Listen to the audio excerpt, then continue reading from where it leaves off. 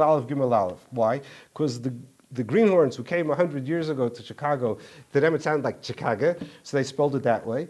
When Americans started, who spoke English, started writing the Gittin, they realized that that's not the way you pronounce it. It's Chicago. It's also impossible to pronounce Chicago the way a native does it. I can't pronounce Chicago the way they really do it, but it's close. But they didn't want to change the spelling because then it would create questions that all the other ones were written wrong. So they kept the old spelling. So the same thing here. They kept the Ohio together, not because of the state, but because of the city. Anyway, the reason why you use the Sefer Bechlal is because a place that has an established spelling, you follow that spelling even though your rules might be different. You go with where it's established, and that's why it's useful to look that up.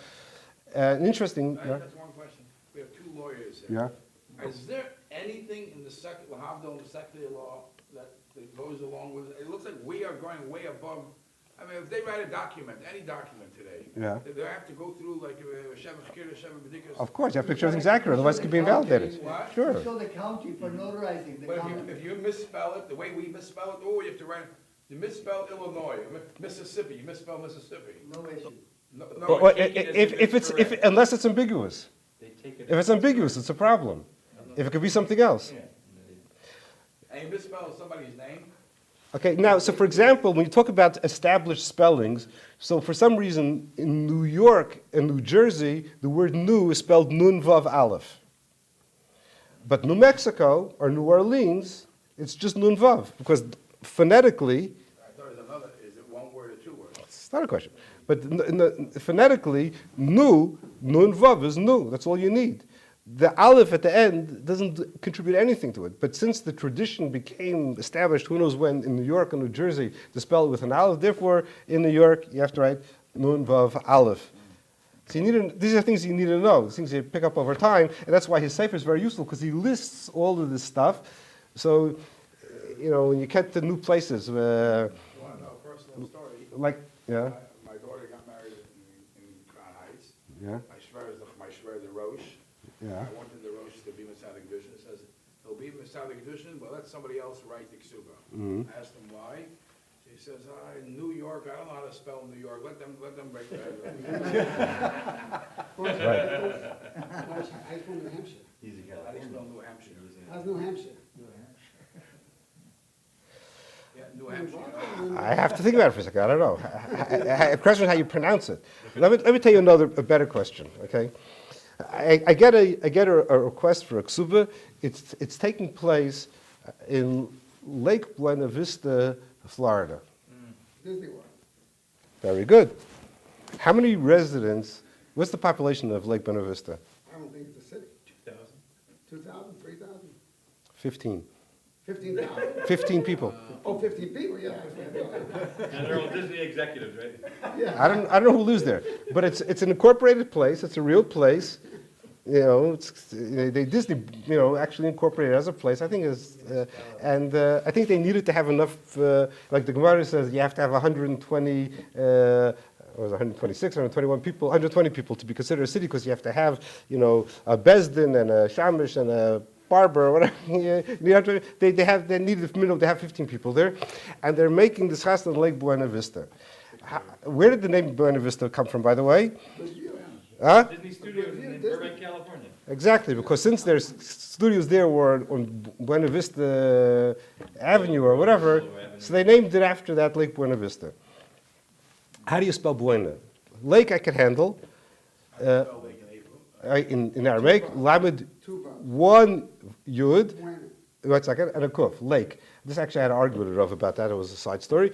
He wanted to write two, and then they agreed I was right. Lake. And Vista is also Vav, Vav, Yud, Samach, Tesala. Vista. Very simple. What do you do with Buena? 2 bars. 1 second. The question, how do you pronounce it? Now, here, there's no established, no one ever read a get in Lake Buena Vista, and I don't know if anyone did a kesuba before. So I have to find out how do you pronounce it. So I started to research it a little bit. First you go online, you can find pronunciations and stuff, and different people were saying different things. So I called, there's the Buena Vista Hotel in Buena Vista, obviously. So there's two hotels. Flew down to the- How do you spell your city in Hebrew? No, so one of them I called, and you get the recording, which says, hello, you've reached, Lake, Buena Vista Hotel, for whatever, press 1, whatever. So I called like a few times over and over again to hear exactly how they pronounce it. And then I called the other one. There I got a live person. And I said, can you tell me exactly how you spell this? Okay, now there's three possible spellings for Buena. Some pronounce it Buena Vista. It's spelled B-U-E, but just like Houston Street in New York is Houston because that's what it is, even though one normally think it would be Houston, or you have Tui in Chicago for some odd reason. They pronounce it Buena Vista. Others pronounce it Buena. And then there's a third pronunciation also, which I don't remember at the moment. So basically, I collect. Buena Vista, some people. That's really. I collected all the information and I handed it back to the guy and said, "Go ask your Rav how to spell it, and we'll do what he says." I don't claim to know all the answers. My problem is to find the questions. Here's the question. There are three pronunciations for Buena. Let me know how you want to spell it. Okay. So that's a problem in terms of spelling. Another problem is finding out exactly where the place is. And at some point, I added a line to the form because of this. What form? I have a form. People online, person wants a kesuba, you order it. You have to fill in. I ask, what's the chassan's name, and the father's name, and the college name, and the status. Is it a first marriage? Is it a second marriage? You have to know. There's differences in the kesuba. You write, if she's divorced, if she's widowed, there's all kinds of things. So one of the things I started putting in, one of the things I always asked, what time is it, and the zip code, because I would verify whether it's actually taking place close to the chuppah, close to the shkia. I'd warn them, hey, your date is going to be wrong if you're running late, to verify what time, what date to write. And I started putting in the address, the street address. And the reason for that was somebody who felt a little bit Hamish, and instead of filling out the form, he just sent me a scan of the invitation. And this was like a month before the chasana, and I figured the guy's Hamish, there's no need for me to rush to take care of it right away, so we'll let it sit for a couple of days. A week later, he said, Incidentally, can you explain if the chasana is in a little different place than where they live? What are you going to write? I want you. oh, no, okay, I didn't get that.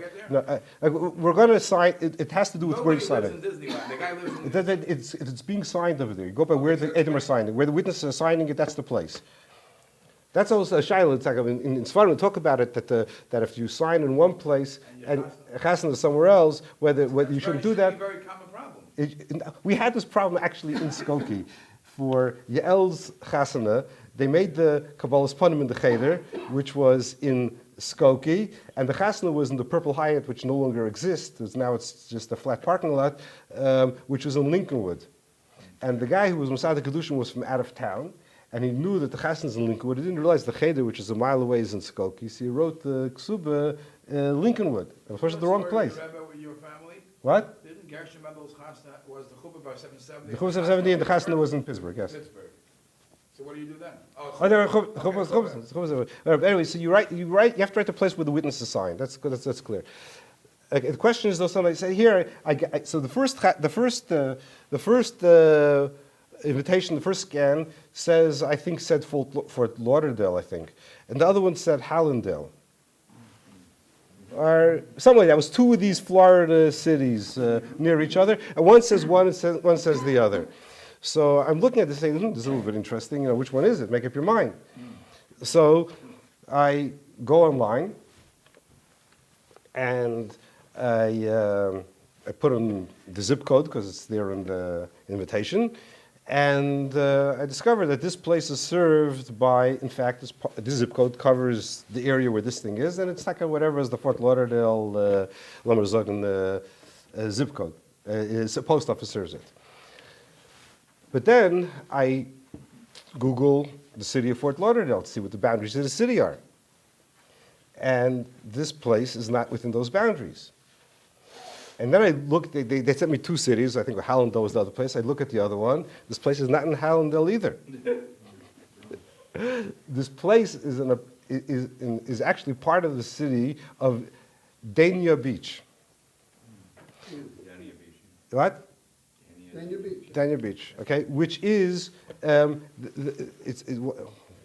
real, talk about gerrymandering, has the funniest boundaries. Yeah. It goes up and down like this. One street and skips the next street, up and down, up and down, up and down. Then there's another piece over there, which is totally not contiguous. There's a piece of it here, a piece of it there. But this place is definitely clearly, squarely within Dania Beach. It's not Fort Lauderdale, it's not, I don't know. This just happens to be a place which apparently is a wedding destination. A lot of people make, there's a big catering hall over there, and a lot of people make weddings over there. So I give this information back to the Rabbi who sent this to me and said, you sent me these two invitations, I got news for you, it's not in either one of them, it's in Dania Beach. What do you want me to write? So he calls a local Rav in that area, who is a Rav of a big shul, I think has hundreds, an Orthodox shul with 700 members, and he's been there for many years. And he calls the guy and says, you know this place. Everybody knows this place. I say that people come from the whole. This chasna was two people in Chicago getting married in this place in Florida. Everyone gets married over there, Jewish place. And he says, sure, I know it. He says, what do you write for a kesuba? How do you describe the place? So he says, whatever he said over there, Fort Lauderdale, Hallandale, whatever he said. So he says, do you realize that it's not in either one of those? It's really in a city called Dania Beach. So the guy says, I had no idea. Let me look into this. So it does after years and years and years. Okay, he said that I apparently get back to him a few days later and said, "You're right. This is you should write Dania Beach. All the things till then they'd all written Fort Lauderdale. All of those ketubas that have been written beforehand that he ever. They're probably b'diavad okay, because this gets to another question. When you write, what do you do if a lot of places are unincorporated? Or, for example, I live in Skokie, but I'm served by the Evanston post office. So my address will say Evanston and Evanston zip code 60203 rather than across the street, which is 60076. So there are places where you're and all municipal services are all Skokie. I vote for the Skokie mayor. My garbage is picked up by this Skokie thing. I have Skokie library card. You name it. Everything is Skokie. You decide based on library cards and No, I'm saying it's everything. It's all municipal services. It's Skokie. It's just that the post office, for reasons back in 50, 75 years ago, that the people in this corner of Skokie preferred the Evanston school district. Somehow in Illinois, every little bit of government is a separate entity. So the schools are not part of the city structure. It's its own government authority. The school district and the park district and the mosquito abatement district, these are all separate government entities because it's Illinois. And you have to have enough jobs to get, to give everybody, So, so they somehow got themselves to be part of the Evanston school district and to be served, because it was more classy in those days to be part of. Evanston is an old city. It's as old as Chicago. It was founded in 1837, whereas Skokie is just a little crossroads of some farmers. It wasn't Bukovadics. They wanted to be part of Evanston. So we're in the Evanston school district, and we have the Evanston post office. But we're part of Skokie. But there's some places which are unincorporated, which are not part of anything. That's the problem. Most of Muncie is unincorporated. And this happens very often. When I look up the addresses, it's really not anywhere. It's not a part of any incorporated town. And then the question is what to write. So often you'll write the nearest place or what people commonly refer to it as. So people in Muncie, everybody knows Muncie if you're in that area. So they use Muncie, even though it doesn't have any real legal meaning. It's Ramapo Township or what? Or the east part is some other township. It's a combination of two townships. What? Spring Valley. Spring Valley is incorporated. Yeah, I know. Right. So Spring Valley is incorporated, but Muncie is not Spring Valley. And Yeshiva of Spring Valley is not in Spring Valley or Muncie, it's in Suffern. What? It's all getting swallowed up now by Kessler. Can you hear? You know what Kessler is? Kessler? Yeah. No. Vision has created its own legal entity Oh, really? so that they can have their own zoning laws. Okay. And they go house by house and pull them into their own village. If you could do that, all right, yeah. Okay. Interesting, on the map of Spring Valley, I think it is, on Google, there's right in front of the atrium, which is like in a big shopping strip. So right out by the street, there's a little box enclosed, which is not part of, which is unincorporated. It must be like one lot, like a couple hundred feet by a couple hundred feet. There's a little box which is excluded from the incorporation. I have no idea what's there. It's funny. Anyway, so very often you have, when it's commonly known by a certain place, even though everyone refers to it, because everyone refers to it as Muncies, that works as a name, even though it's not technically the name. I imagine in this case everybody referred to it as that. I don't think you'd have to go write all the ksubas, I doubt. But certainly, when you're writing the ksuba, you want to make sure to get it right. I don't know. I can go on forever. Everything you said is only for the name of the chasna kala. How about the names of the Eidim? What about them? How about anything come up? First of all, okay, I'm not going to talk about last names, but Eidims. Anything they should know about how the Eidims should be signed? Or? The Eidim also, you give the full proper name, and it's true. If you're doing a ksuba, you need to talk to your Eidim before. Or these Danias, don't just let them write. Ask them first clearly what their name is, and make sure it's their name. You have to make sure they're not related. That's very important. Their name, their father's name. Ask them to write it on a separate piece of paper. Because even if you ask them how to spell it and say, oh, I know how to spell Yehuda or whatever, hey, Vav, Dalet, hey, but when they write it, you discover they have a handwriting that the Dalet looks like a Gimel and the Vav looks like a Zayin, and you have to make sure that they know how to write. That should be clear. So plus you have a space in the a line that they should be filling in a certain area. You want to make sure that they are able to fit it in the area, and not So you want to practice. Have them sign on a plain piece of paper, and that's why I found this fellow's name who spelled Rafal with Al Reish, because I had him write it out first. I say, hey, what's that? He says, oh, that's how I spell it. You find that out by not letting him sign your kesuba until you checked it out first. But you'd have to use this again. Now, as far as family names, generally the practice is not to use family names for witnesses or for the chasna or the kala, mostly by Nash. But it's become popular now to do it, especially when you have. Right, I have some benchers in my house, which are on the weddings of Mendy and Mushki Posner, and I have to figure out which niece and nephew this is. I have to figure from the date and see if I can remember who got married on which date to figure out who they are. So when you have every Nachmendel marrying a Chaim Mushka, so if you don't put in family names, it's not worth anything. And this is a real problem because there's a din of a star that Shnei Yosef ben Shimon Be'ir, which is a problem discussed in the Gemara. What do you do when you have two people with identical names? So you cannot you can't have a note document, a bill of sale, or anything with these people because the guy will say, "Oh, I meant the other guy." Mm-hmm. It's an ambiguity in the document which renders it basically useless. So normally the solution for that would be to add another generation. You'd say Yosef ben Shimon ben Moshe. Then already, what happens when you have three generations the same? Which could happen.